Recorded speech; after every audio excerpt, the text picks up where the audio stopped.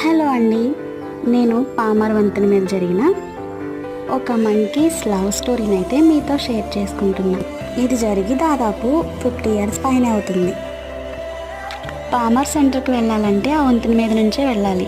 Almost అందరికీ ఆ వంతెన తెలిసే ఉండుంటుంది. ఆ పామర్ వంతెన మీద ఒక 2 కోతులు ప్రేమించుకునేవంట.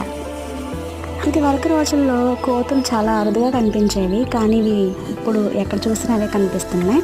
ఈ విషయాన్ని అక్కడ ఉన్న వాళ్ళందరూ గమనిస్తూ ఉండేవాళ్ళు. ఈ 2 కోతులు రోజు ఆ వంతెన మీద కూర్చునేవంట. ఒకరోజు వేరే మగ కోతి వచ్చి ఆ పక్కనే ఉండేసరికి ఆడకోతి ఆ మగ కోతిని వదిలి వేరే మగ కోతి దగ్గరికి వెళ్ళి దానితో ఆటలాడిందంట. ఈ మగ కోతిని పట్టించుకోకుండా చాలా టైము ఆ వేరే మగ కోతితో టైం స్పెండ్ చేసిందంట.